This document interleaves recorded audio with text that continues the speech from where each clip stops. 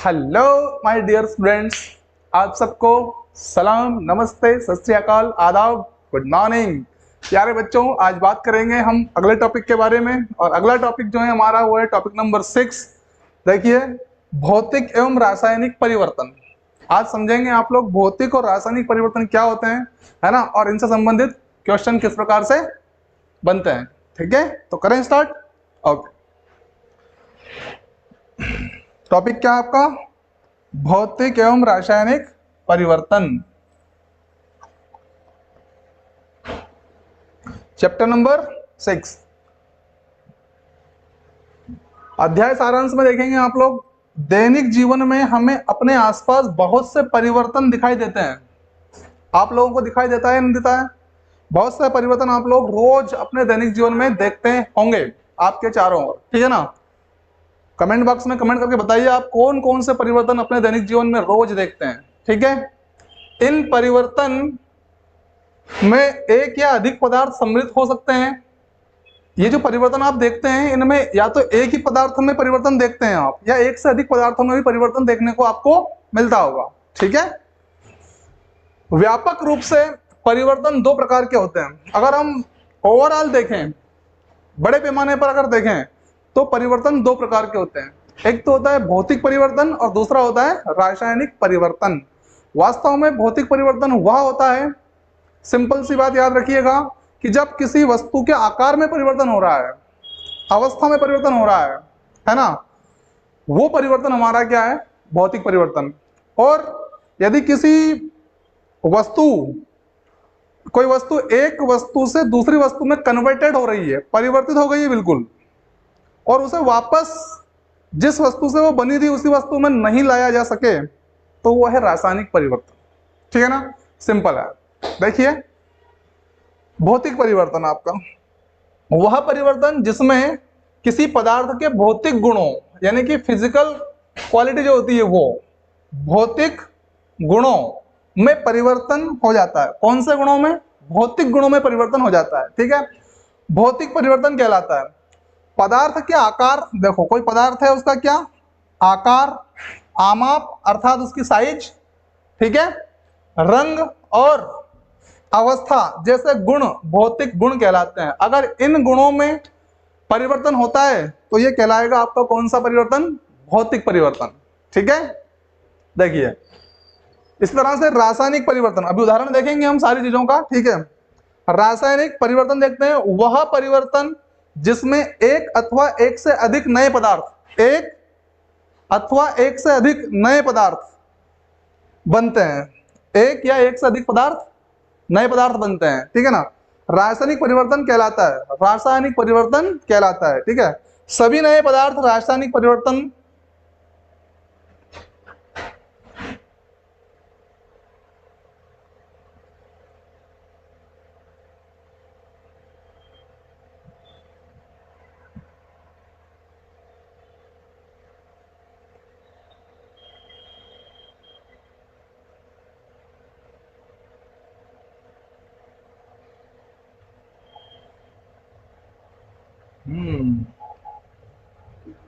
सही लग जा भैया।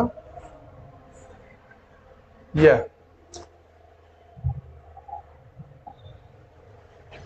सभी नए पदार्थ रासायनिक परिवर्तनों के परिणाम स्वरूप ही बनते हैं। जितने भी नए पदार्थ बनते हैं वो किसके परिणाम स्वरूप बनते हैं?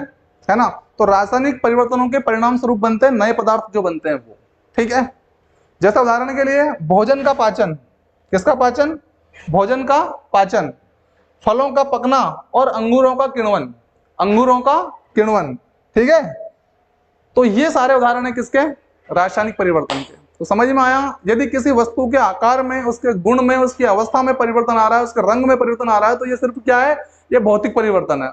हाँ, लेकिन किसी एक वस्तु से दूसरी वस्तु बन रही है और वापस वो उसी अवस्था में नहीं लौट सकती है, तो फिर वो हो जाता है रासायनिक परिवर्तन। कौन सा हो जाता है? रासायनिक परिवर्तन। ठीक है, ओके। ये उदाहरण है रासायनिक परिवर्तन के, भोजन का पकना, फलों का पकना और अंगूर का किण्वन। ठीक है, ओके, चलिए क्लियर हो गया। आगे देखते हैं, जब लोहा पानी तथा ऑक्सीजन के संपर्क में आता है, कौन? लोहा। जब पानी और ऑक्सीजन के संपर्क में आता है तो जंग लग जाती है उसमें। क्या लग जाती है?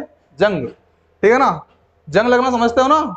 ऐसी ब्राउन, जैसे लोहे की एक राड है और इस राड पे क्या हो जाएगा भैया, ब्राउन कलर का एक लेयर चढ़ जाएगी। क्या चढ़ जाएगी? ब्राउन कलर की एक लेयर चढ़ जाएगी, उसको बोलते हैं क्या? जंग लगना। ठीक है, तो जंग लग जाता है। हवा या ऑक्सीजन की अनुपस्थिति में लोहे में जंग नहीं लगता।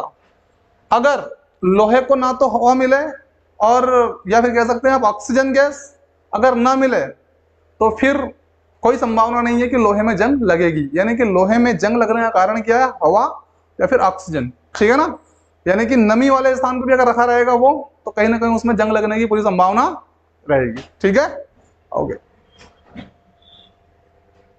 में लोहे जंग नहीं लगता। लोहे के चाकू, हथौड़े, पेंचकस या किसी अन्य औजार को किसी नमी वाले स्थान में कुछ दिन रख दिया जाए, किसी नमी वाले स्थान पर रख दिया जाए, ठीक है ना, तो इन चीजों पर कत्थई अर्थात ब्राउन रंग की एक परत सी जम जाती है। इसी को जंग कहते हैं। समझ में आ गया? कत्थई कलर की एक परत जम जाती है, इसको क्या बोलेंगे हम लोग? जंग कहते हैं। समझ में आया? जंग, यस, इसी को जंग कहते हैं। ये जंग वो नहीं है भाई लड़ाई वाली जंग, ठीक है ना, ये जंग दूसरी है। ठीक है, यस। तो आगे देखेंगे, जंग वास्तव में लोहे का ऑक्साइड है। क्या है? लोहे का ऑक्साइड है। ठीक है, इसका रासायनिक सूत्र Fe2O3। क्या है? रासायनिक सूत्र Fe2O3 है। ठीक है ना, ध्यान समझे, Fe2O3 है। रासायनिक सूत्र बहुत महत्वपूर्ण है। ठीक है ना, पेंट करने से लोहे के पदार्थ का ऊपरी भाग छुप जाता है। अगर आपने मान लो ये लोहे की राड है और इसके ऊपर क्या कर दिया? पेंट कर दिया। क्या कर दिया? पेंट कर दिया है, कर दिया पेंट। ठीक है, ये पेंट कर दिया तो इसका ऊपरी भाग छुप गया कि नहीं छुप गया? लोहे का छुप गया है ना, तो ऊपरी भाग छुप जाता है। वह वायु के साथ सीधे संपर्क में नहीं आएगा। अब वायु अगर आएगी भी इसके पास में, ये हवा आ रही है, तो क्या लोहा जो है वो संपर्क में आ रहा है? क्या नहीं आ रहा है ना, ये पेंट के संपर्क में आ रही है वायु सीधे तौर पे। अब तो लोहा कहीं ना कहीं क्या हो गया? छुप गया है। ठीक है ना, यस, वह वायु के साथ सीधे संपर्क में नहीं आता है, जिसके कारण उसमें जंग नहीं लगती है, जिसके कारण उसमें जंग नहीं लगता है। ठीक है, ओके। इसलिए पेंट करने से हम लोहे के उस पदार्थ को जंग लगने से बचा सकते हैं। पेंट अगर कर दिया आपने तो लोहे के पदार्थ को जंग से बचाया जा सकता है ना, बचा सकते हैं। ठीक है, फिर रासायनिक परिवर्तन की बात करें, निम्न घटनाएं भी हो सकती है रासायनिक परिवर्तन में, है ना। चलो देखते हैं भाई कौन कौन सी घटनाएं कर रहे हो।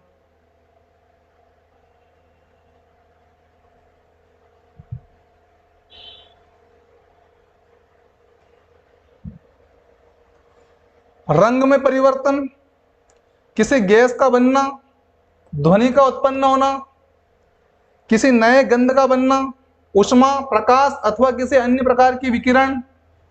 ठीक है, और इसके बाद आता है क्रिस्टलीकरण, है ना। भैया ये रासायनिक परिवर्तन के बारे में बताया उसने कि रंग में परिवर्तन हो गया किसी का, है ना, लेकिन और उसके बाद किसी गैस का बनना, ध्वनि का उत्पन्न होना, ठीक है, और किसी नए गंध का बनना, स्मेल का बनना नहीं, है ना, ऊष्मा, प्रकाश अथवा किसी अन्य प्रकार के विकिरण। ठीक है, ओके। अगला क्रिस्टलीकरण किसे कहते हैं, है ना, तो किसी पदार्थ के शुद्ध क्रिस्टल उनके विलयन से प्राप्त किए जा सकते हैं। किसी पदार्थ के शुद्ध क्रिस्टल जो होता है वो उसके विलयन से प्राप्त किया जा सकता है, विलयन। ठीक है ना, तो विलयन से प्राप्त किया जा सकता है।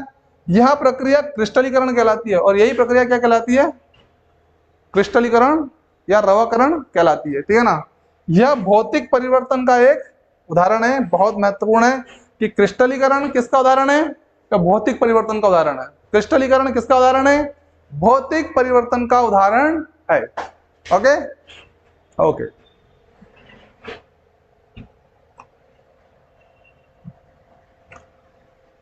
प्रश्न आ गया आपके सामने, निम्नलिखित प्रक्रमों के अंतर्गत होने वाले परिवर्तनों को भौतिक अथवा रासायनिक परिवर्तन के रूप में वर्गीकृत करना है। आप कौन सा तो इसमें भौतिक है और कौन सा इसमें रासायनिक परिवर्तन है, ये आपको बताना है। ठीक है ना, कॉन्सेप्ट अगर क्लियर हो गया हो आपको तो बताइए, है ना। भौतिक परिवर्तन क्या है एक बार फिर समझ लीजिए कि अगर किसी वस्तु के आकार में परिवर्तन हो रहा है ना, उसकी अवस्था में परिवर्तन हो रहा है ना, लेकिन जो अवस्था में या आकार में परिवर्तन हुआ है ये वापस उसी अवस्था में चला जाए, है ना, पूर्ववत अवस्था में चला जाए, तो ये भौतिक परिवर्तन है। लेकिन अगर अवस्था में परिवर्तन हुआ लेकिन वो वापस उसी पुरानी अवस्था में नहीं जा सके, तो वो क्या रहेगा बेटा? वो रहेगा रासायनिक परिवर्तन। राइट, ये ध्यान रखिएगा। तो देखो भाई, प्रकाश संश्लेषण, बताइए आप, प्रकाश संश्लेषण कौन सा परिवर्तन, रासायनिक है या भौतिक है? रासायनिक है, ठीक है। कौन सा है? रासायनिक परिवर्तन है सर।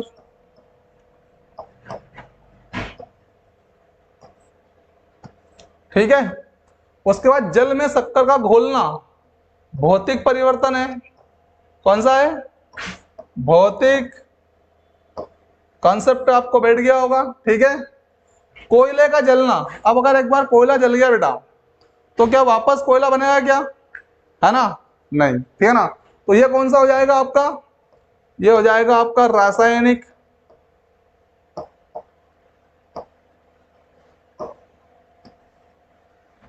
मोम का पिघलना, मोम पिघलेगा, भौतिक परिवर्तन। आपने देखा होगा नीचे ढेर लग जाता है ना, तो भौतिक परिवर्तन। एल्यूमिनियम के टुकड़े को पीटकर उसका पतला पत्र फाइल बनाना, भौतिक परिवर्तन। ये आकार में परिवर्तन हो रहा है ना, भौतिक ही होगा, ठीक है। और भोजन का पाचन, रासायनिक परिवर्तन। कौन सा है बेटा? रासायनिक परिवर्तन, ठीक है ना। एक बार भोजन पच गया बॉडी के अंदर, अब वापस रोटी बनेगी क्या? नहीं बनेगी, रासायनिक परिवर्तन। Right, okay.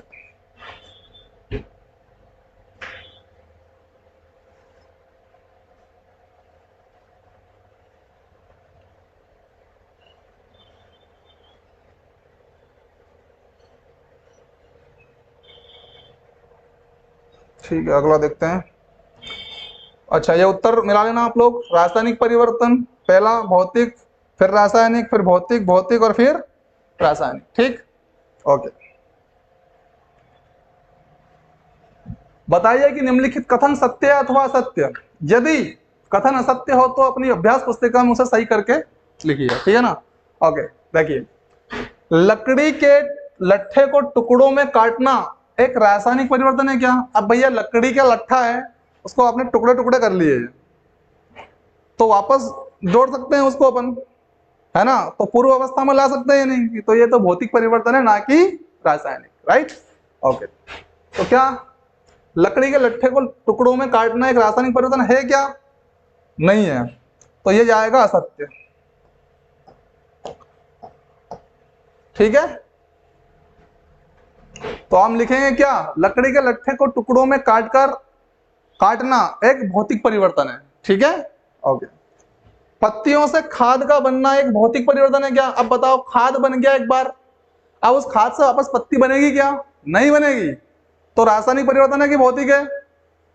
नहीं बनेगी तो रासायनिक है ना, तो ये भी असत्य है। राइट, तो ये लगा दिया हमने असत्य, ठीक है ना।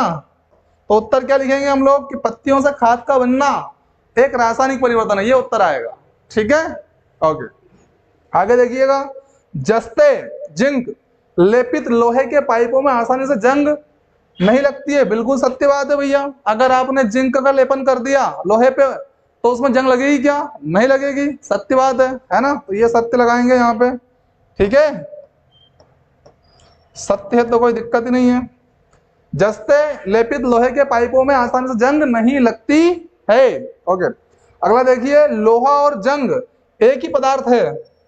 लोहा और जंग एक ही है क्या?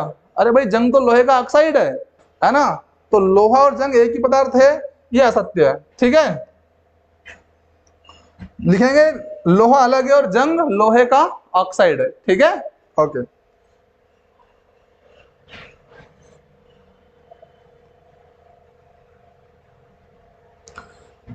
भाप का संघनन रासायनिक परिवर्तन नहीं है। भाप का संघनन जो है वो किसका परिवर्तन नहीं है? रासायनिक परिवर्तन का परिवर्तन नहीं है। अब बताइए सत्य है कि असत्य है?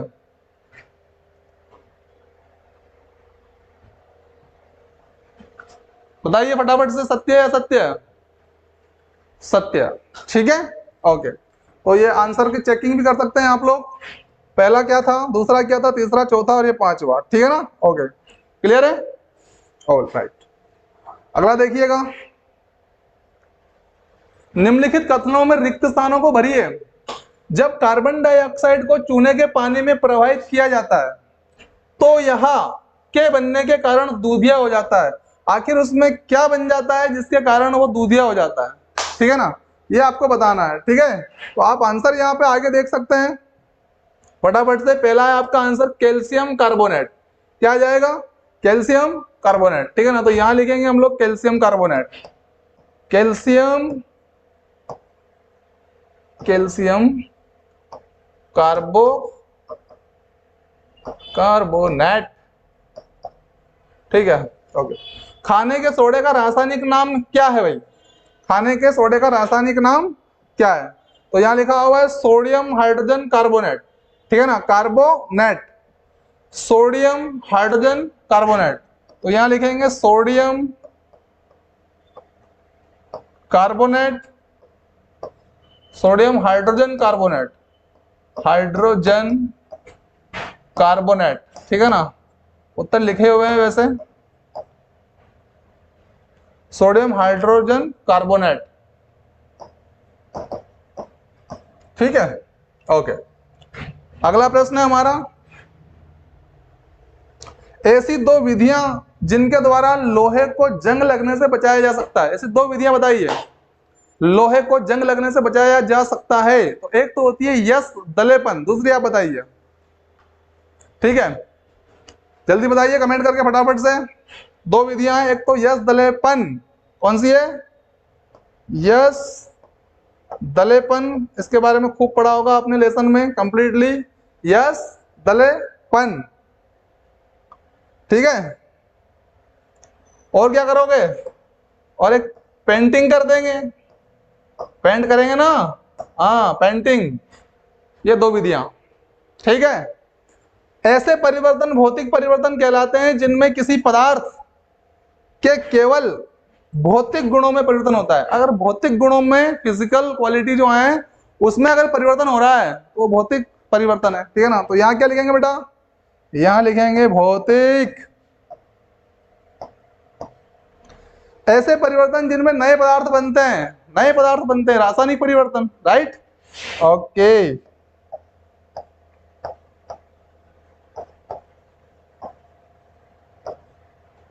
ठीक है, परिवर्तन कहलाते हैं। क्लियर हो गया भाई? समझ में आ रहा है कि नहीं आ रहा है, ये बताओ। आ रहा है मजे से? चलने दे, ओके। आगे देखिएगा,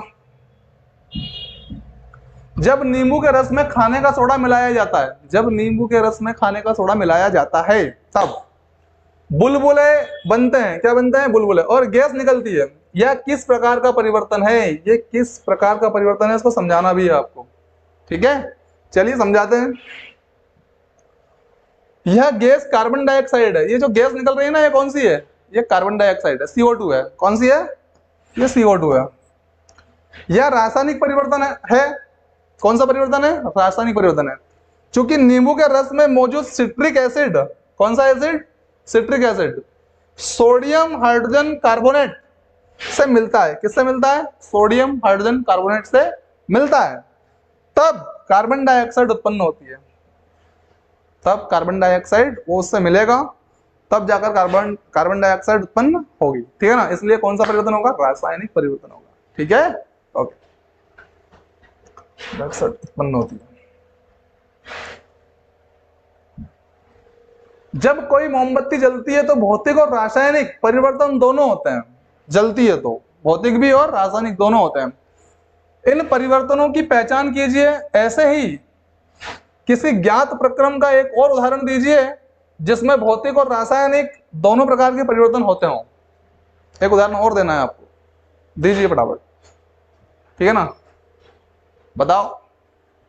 अरे भाई आप ही से पूछ रहा हूं मैं, बताओ। चलो ठीक है, बहुत बढ़िया। देखो भाई, मोम का पिघलना भौतिक परिवर्तन है। मोमबत्ती जो है ना वो जलती है तो पिघलती भी है ना। तो वो क्या है, पिघलना क्या है उसका, वो भौतिक है, जलना क्या हो गया, वो रासायनिक हो गया, राइट। इसी तरह से मोम का ज्वलन जो है ये रासायनिक परिवर्तन है बेटा, क्या है, रासायनिक परिवर्तन है। ठीक है, अब आगे देखो, खाद्य पदार्थ का सेवन, जो खाते हो ना आप, कुछ भी भोजन करते हो, जो भी कुछ कर, तो खाद्य पदार्थ का सेवन यह भी ऐसा उदाहरण है जिसमें भौतिक और रासायनिक दोनों परिवर्तन होता है, भौतिक भी होता है और रासायनिक परिवर्तन भी होता है। देखिए होते हैं टुकड़ों का छोटे टुकड़ों में टूटना, जैसे आपने रोटी खाई, अब रोटी को आपने क्या करा, दांतों तले दबाया, है ना, चबदा, तो उसको छोटे छोटे टुकड़ों में तोड़ दिया कि नहीं तोड़ दिया, तोड़ दिया। ये तो हो गया भौतिक परिवर्तन, यानी कि किसी एक बड़ी चीज को छोटे टुकड़ों में तोड़ देना, भौतिक परिवर्तन हो गया, ठीक है ना। ओके, तो टुकड़ों को छोटे टुकड़ों में टूटना भौतिक परिवर्तन, और खाद्य पदार्थ का पाचन ये एक रासायनिक परिवर्तन है। एक बार पच गया तो फिर से वो रोटी बनेगा क्या, नहीं बनेगा, राइट।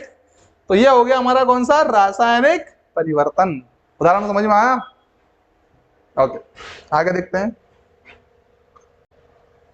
आप यह कैसे दिखाएंगे कि दही का जमना एक रासायनिक परिवर्तन है। भाई दही का जमना एक रासायनिक परिवर्तन है, ये कैसे सिद्ध करेंगे आप, ठीक है ना। चलो करते हैं हम सिद्ध, ठीक है। ओके, जमी हुई दही से कुछ प्राप्त नहीं किया जा सकता, जो जमी हुई दही है उससे कुछ प्राप्त नहीं किया जा सकता है, ठीक है। दूध और दही दोनों के अलग अलग गुण है, दूध और दही के गुण अलग अलग है, दूध का गुण अलग है, दही का गुण अलग है। कहीं चाय में आप दूध की जगह दही डाल दो, डाल दो कैसा लगेगा, अच्छा लगेगा। तो दोनों का गुण अलग अलग है कि नहीं है, दोनों के गुण बिल्कुल अलग है, ठीक है। यस, दही के गुण अलग है, और यह गुण रासायनिक परिवर्तन दर्शाते हैं। क्या दर्शाते हैं, ये दो अलग अलग गुण क्या दर्शाते हैं, रासायनिक परिवर्तन दर्शाते हैं, ठीक है। इसलिए दही का जमना एक रासायनिक परिवर्तन है, इसलिए दही का जमना कौन सा परिवर्तन है बेटा, रासायनिक परिवर्तन है। ओके ओके, तो बच्चों कैसा लग रहा है सेशन, आपको मजा आ रहा है सेशन में कि नहीं आ रहा है, ये बताओ यार, कमेंट बॉक्स में फटाफट कमेंट करके। आ रहा है कि नहीं आ रहा, आ रहा है, आ रहा है। Okay, thank you, thank you, बहुत बहुत शुक्रिया। आगे देखिएगा, समझाइए कि लकड़ी के जलने और उसे छोटे टुकड़ों में काटने को दो भिन्न प्रकार के परिवर्तन क्यों माना जाता है। एक तो वो जल रही है और उसके छोटे छोटे टुकड़े किए जा रहे हैं, दूसरा, है ना, इसे दो भिन्न प्रकार के परिवर्तन क्यों माना जाता है। ठीक है, ठीक है सर, बताते हैं। लकड़ी जब जलती है तब कोयला उत्पन्न होता है, लकड़ी जब जलती है तब कोयला उत्पन्न होता है ना। यह एक रासायनिक परिवर्तन है, ठीक है ना। अब भैया कोयला बन गया, कोयले के बाद लकड़ी बनेगी क्या, नहीं बन सकती है, पूर्वावस्था में नहीं लौट सकती है, इसलिए वो तो हो गया क्या, रासायनिक परिवर्तन, ठीक है। क्योंकि कोयले से हम लकड़ी उत्पन्न नहीं कर सकते, नहीं कर सकते, परंतु लकड़ी को जब हम छोटे टुकड़ों में काटते हैं तब केवल उसकी आकृति ही बदलती है। क्या बदलती है उसकी, सिर्फ आकृति ही बदलती है, ठीक है। कोई नई वस्तु उत्पन्न नहीं होती है, इसलिए यह भौतिक परिवर्तन है, इसलिए यह भौतिक परिवर्तन है। समझ में आ गया। मुझे लगता है आपको रासायनिक परिवर्तन और जो भौतिक परिवर्तन होते हैं उसका कॉन्सेप्ट बिल्कुल क्लियर हो गया होगा यहां तक आते आते। ओके ओके, आगे देखिएगा, कॉपर सल्फेट के क्रिस्टल कैसे बनाते हैं इसका वर्णन कीजिए। कॉपर सल्फेट जो होता है, कॉपर सल्फेट, उसका क्रिस्टल कैसे बनाते हैं देखते हैं। देखिए आप लोग, किसी बीकर में लगभग 1 कप जल लीजिए, ये जल ले लिया भैया हमने, ठीक है, और उसमें तनु सल्फ्यूरिक अम्ल की कुछ बूंदे मिलाइए। अब ये ऊपर से बूंदे मिला दी हमने, किसकी बूंदे हैं, तनु सल्फ्यूरिक अम्ल की बूंदे हैं सर, तनु सल्फ्यूरिक, तनु सल्फ्यूरिक अम्ल की बूंदे डाल दी इसमें, ठीक है। जल को गर्म कीजिए, लो भैया ये गर्म, आग लगा दी, ठीक है, गर्म कीजिए, तो गर्म कर दिया। जब जल उबलना आरंभ कर दे, यानी कि इसमें ऐसी ऐसी भाप निकलना चालू हो गई, ये उबलना चालू कर दिया इसने, ठीक है, उबलना आरंभ कर दे तो इसमें धीरे धीरे कॉपर सल्फेट का चूर्ण निरंतर जलते हुए मिला है, तो इसमें धीरे धीरे कॉपर सल्फेट का चूर्ण निरंतर जलाते हुए मिलाइए, है ना, निरंतर मिलाते जाइए तो इससे सिद्ध हो जाएगा, ठीक है। ओके, एक बार फिर समझिए। सबसे पहले हमने क्या करा, किसी बीकर में लगभग 1 कप जल ले लिया, ये 1 कप जल ले लिया और उसमें तनु सल्फ्यूरिक अम्ल की कुछ बूंदें डाल दी, डाल दी, ये डल रही है, देखो ये चिन्ह बता रहा है, डल रही है बूंदें इसमें, ठीक है। फिर जल को गर्म करना है, गर्म कर दिया, जब जल उबलना आरंभ कर दे तो इसमें धीरे धीरे कॉपर सल्फेट का चूर्ण निरंतर मिलाइए, ठीक है ना, सिद्ध हो गया, राइट। ओके,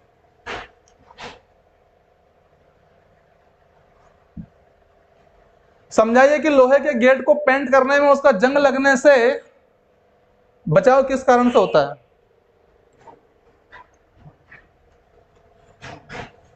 समझाइए कि लोहे के गेट को पेंट करने से उसका जंग लगने से बचाव किस कारण से होता है। लो भैया, पेंट की परत लोहे की वस्तुओं पर मौजूदा हो तो, पेंट की परत, ठीक है ना, पेंट की परत, जैसे वही अभी बताया था मैंने आपको, ये लोहा है और इसके ऊपर क्या कर दिया आपने, पेंट कर दिया, ठीक है ना, मौजूद हो तो हम उन्हें ऑक्सीजन और जल अथवा दोनों के सीधे संपर्क से बचाकर जंग रोक सकते हैं। अब ना तो सीधे तौर पर इस पर ऑक्सीजन आएगी और ना ही इसमें जंग लगेगा, मतलब हाँ, ऑक्सीजन और जल, है ना, इनके सीधे संपर्क से रोक लेंगे हम, ठीक है ना। ये सीधे संपर्क में नहीं आएगा लोहा, तो इस प्रकार से हम बचा सकते हैं लोहे को जंग लगने से, ठीक है। तो पेंट की परत लोहे की वस्तुओं पर मौजूद हो तो हम उन्हें ऑक्सीजन और जल अथवा दोनों के सीधे संपर्क से बचाकर जंग रोक सकते हैं। क्लियर हो गया। ओके, समझाइए कि रेगिस्तानी क्षेत्रों की अपेक्षा समुद्र तटीय क्षेत्रों में लोहे की वस्तुओं में जंग अधिक क्यों लगती है। जो समुद्र के पास वाले जो क्षेत्र होते हैं ना, उनमें लोहे की वस्तुओं पर जंग ज्यादा क्यों लगती है ना, और रेगिस्तान में कम क्यों लगती है, बताना है आपको, ठीक है। चलो बताते हैं। क्योंकि नमी होती है सर वहां पे। लोहे में जंग ऑक्सीजन अथवा नमी की मौजूदगी में लगती है भैया। लोहे में जंग कब लगती है, या तो ऑक्सीजन की उपस्थिति हो लोहे के पास या फिर नमी हो, ठीक है ना, लगता है। क्योंकि समुद्र तटीय क्षेत्रों में, समुद्र के पास या समुद्र तटीय क्षेत्र जो होते हैं वो, उन क्षेत्रों में नमी की मात्रा बहुत ज्यादा होती है, सीधी सी बात है। पानी अगर ज्यादा रहेगा तो वहां नमी ज्यादा रहेगी, ठीक है, ज्यादा होती है, इसलिए यहाँ लोहे की वस्तुओं में जंग अधिक लगती है, इसलिए यहाँ लोहे की वस्तुओं में जंग अधिक लगती है। रेगिस्तानी क्षेत्रों में नमी बहुत कम पाई जाती है, इसलिए वहां पर जंग भी कम लगती है ना। तो मेन कारण क्या है, नमी यहाँ पे, ठीक है। ओके,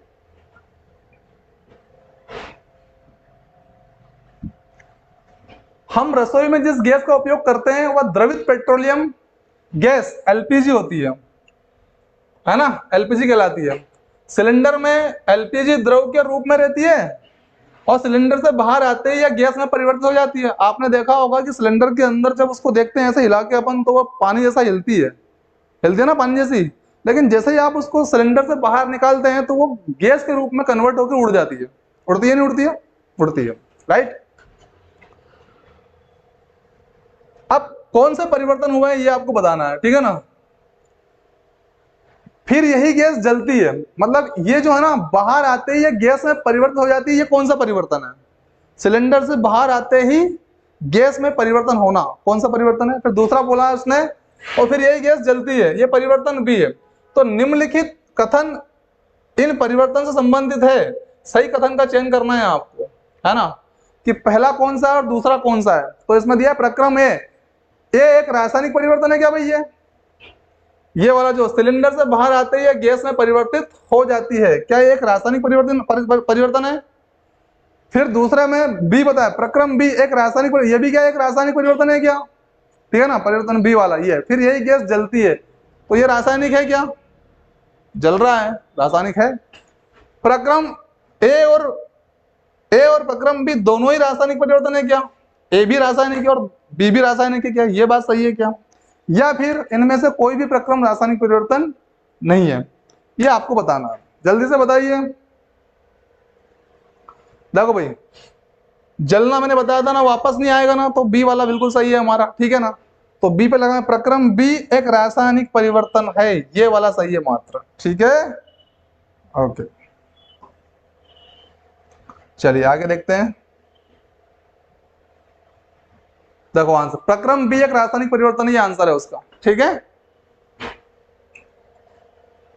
अवायवीय जीवाणु, अवायवीय एनएरोबिक, एनएरोबिक बैक्टीरिया जैविक अपशिष्ट पदार्थों को अपघटित कर, जैविक अपशिष्ट पदार्थों को अपघटित कर जैव गैस अर्थात बायोगैस बनाते हैं। कौन सी गैस बनाते हैं? बायोगैस बनाते हैं। परिवर्तन ए हो गया है, अपघटित कर बायोगैस बनाते हैं, ये परिवर्तन ए। फिर जैव गैस ईंधन के रूप में जलाई जाती है, ये परिवर्तन बी है भैया, ठीक है। ओके, निम्नलिखित कथन इन परिवर्तनों से संबंधित है, सही कथन चुनना है आपको यहाँ पे भी, ठीक है। प्रक्रम ए एक रासायनिक परिवर्तन है भैया, ये बोला है जैविक अपशिष्ट पदार्थों को अपघटित कर, ये जो अवायवीय जीवाणु है ना ये लोग, ये जैविक अपशिष्ट पदार्थों को अपघटित कर जैव गैस बनाते हैं, ठीक है। तो ये परिवर्तन ये है, इसके बारे में ये कहा गया यहाँ पर कि एक रासायनिक परिवर्तन है क्या ये, ठीक है। दूसरा, फिर जैव गैस ईंधन के रूप में जलाई जाती है, तो बी दिया है, प्रक्रम बी एक रासायनिक परिवर्तन है क्या, ये भी है ना। फिर तीसरे प्रक्रम में दिया है, प्रक्रम ए और प्रक्रम बी दोनों ही रासायनिक परिवर्तन है क्या, सी ऑप्शन ये है। डी में इनमें से कोई प्रक्रम रासायनिक परिवर्तन नहीं है, ठीक है। तो देखो आप लोग यहाँ पे अवायवीय जीवाणु जैविक अपशिष्ट पदार्थों को अपघटित कर जैव गैस बायोगैस बना देते हैं। अब बताओ ये जो अपशिष्ट पदार्थ है, इस अपशिष्ट पदार्थ को अपघटित करके क्या बनाया जा रहा है, जैव गैस या बायोगैस। तो क्या बायोगैस से वापस इसको अपशिष्ट पदार्थ बना सकते हैं क्या अपन? नहीं बना सकते हैं, राइट। तो ये रासायनिक परिवर्तन है, मतलब प्रक्रम एक रासायनिक परिवर्तन है, सही बात है ये भी। दूसरा, फिर जैव गैस ईंधन के रूप में जलाई जाती है, अब जलने के बाद तो ये वापस लाई नहीं जा सकती है, ये भी एक रासायनिक परिवर्तन है ना। तो दोनों ही रासायनिक परिवर्तन है, ठीक है। देखो प्रक्रम ए और प्रक्रम बी दोनों ही रासायनिक परिवर्तन है, समझ में आ गया आप लोगों को? ओके, आगे देखिए, आंसर है प्रक्रम ए और प्रक्रम बी दोनों ही रासायनिक परिवर्तन है। तो प्यारे बच्चों, कैसा लगा हमारा सेशन जरूर बताइए आप लोग, और मजा आ रहा हो तो लाइक शेयर का बटन जरूर दबाएं, और सब्सक्राइब तो कर ही लिया होगा आप लोगों ने। थैंक यू वेरी मच, मिलते हैं हम नेक्स्ट एपिसोड में, बाय, टेक केयर।